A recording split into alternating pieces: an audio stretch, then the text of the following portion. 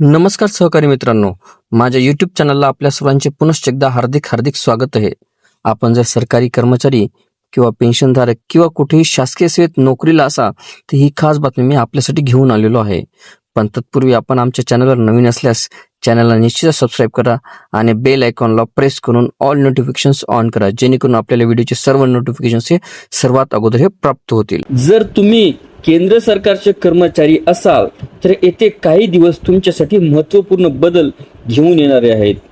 एका बाजूला 8व्या वेतन आयोगाबाबत चर्चांना उधाण आले असतानाच दुसऱ्या बाजूला सरकारने पदोन्नती आणि कामगिरी मूल्यमापनाच्या नियमाबाबत एक नवीन अट ही लागू केली आहे. मूल्यमापनासाठी ही अट ही अनिवार्य आहे. केंद्रीय सरकारी कर्मचाऱ्यांसाठी वार्षिक कामगिरी मूल्यमापन अहवाल तयार करण्याची प्रक्रिया आता काहीशी अधिक आव्हानात्मक ठरू शकते. कार्मिक म्हणजे सरकारी कर्मचारी, भरती प्रक्रिया, सेवा नियम आणि पेन्शन संबंधित कामकाज हे या मंत्रालयाच्या अखत्यारीत येत असतं. राज्यमंत्री जितेंद्र सिंह यांनी राज्यसभेत माहिती देताना सांगितले की सर्व केंद्रीय सरकारी कर्मचाऱ्यांसाठी तसंच अखिल भारतीय सेवांशी संबंधित अधिकाऱ्यांसाठी इंटिग्रेटेड गव्हर्नमेंट ऑनलाईन ट्रेनिंग पोर्टलवरील अभ्यासक्रम पूर्ण करणे आता अनिवार्य करण्यात आले आहे. याचा अर्थ असा की कर्मचाऱ्याची भूमिका आणि स्तर यावर आधारित विभाग काही विशिष्ट अभ्यासक्रम निश्चित करेल, जे पूर्ण करणे कर्मचाऱ्यांना दरवर्षी अनिवार्य असणार आहे. सर्वात महत्त्वाचे म्हणजे या अभ्यासक्रमाची नोंद कर्मचाऱ्याच्या वार्षिक कामगिरी मूल्यमापन अहवालामध्ये केली जाणार आहे. हे अभ्यासक्रम पूर्ण करण्यात अपयशी झाल्यास त्याचा त्यांच्या मूल्यमापनावर आणि पगारवाढीवर थेट परिणाम होणार आहे. सर्व कर्मचारी आपल्या व्यावसायिक क्षमताचे सातत्याने अद्ययावतीकरण करत राहतील हे सुनिश्चित करणे सरकारचे उद्दिष्ट आहे. आजकाल सरकारी नोकऱ्यांमध्ये केवळ अनुभवच महत्त्वाचा राहिला नाही, तर सतत शिकत राहणे अत्यावश्यक बनले आहे.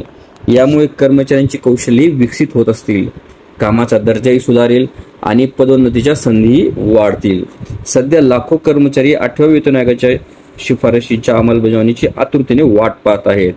हे लक्षात घेणे महत्त्वाचे आहे की सरकारने नोव्हेंबर 2025 मध्ये या आयोगाची स्थापना केली होती. आपला अहवाल आणि शिफारसी सादर करण्यासाठी आयोगाला 18 महिन्यांचा कालावधी हा देण्यात आलेला आहे. आयोगाकडून आपला अहवाल 2027च्या पहिल्या 6 महिन्यापर्यंत सरकारकडे सादर केला जाणार आहे, अशी अपेक्षा व्यक्त केली जात आहे. या प्रक्रियेचा एक महत्त्वपूर्ण पैलू असा आहे की जरी हा अहवाल 2027 मध्ये प्रसिद्ध झाला तरी त्यातील तरतुदींची अंमलबजावणी पूर्वलक्षी प्रभावाने म्हणजेच 1 जानेवारी 2026 पासून केली जाण्याची शक्यता आहे. असं झाल्यास कर्मचाऱ्यांना थकबाकीच्या स्वरूपात एक मोठी रक्कम प्राप्त होईल. वेतन आयोग पथक सध्या पगार, भत्ते आणि सेवा शर्तीविषयी माहितीपूर्ण निर्णय घेण्याच्या प्रक्रियेला गती देण्यासाठी विविध संबंधित घटकांशी संवाद साधत आहे. याच संदर्भात 8व्या वेतन आयोगाचे पथक 24 एप्रिल 2026 रोजी देहरादूनला भेट देणार आहे. वेतन आयोगासमोर आपली मते मांडू इच्छिणाऱ्या कोणत्याही कामगार संघटनेने किंवा संस्थेने किंवा मंडळाने 10 एप्रिल 2026 पर्यंत भेटीसाठी विनंती अर्ज सादर करणे आवश्यक आहे. या बैठकीला विशेष महत्त्व प्राप्त होणार आहे, कारण तळागाळातील समस्या आणि मागण्यांवरून तोडगा काढण्यासाठी ही एक महत्त्वपूर्ण व्यासपीठ ठरणार आहे.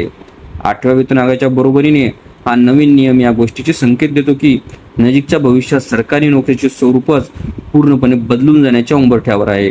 केवळ तेच कर्मचारी आपल्या कारकिर्दीत प्रगती करू शकतील जे सातत्याने आपली कौशल्ये अद्ययावत करत राहतील आणि बदलत्या काळाशी जुळवून घेतील.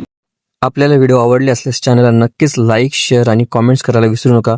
तसेच चॅनलला ऑल नोटिफिकेशन्स ऑन करून सबस्क्राईब करा, जेणेकरून व्हिडिओचे सर्व नोटिफिकेशन्स आपल्याला सर्वप्रथम मिळतील. लवकरच आपण पुढच्या व्हिडिओमध्ये भेटूया. तोपर्यंत नमस्कार.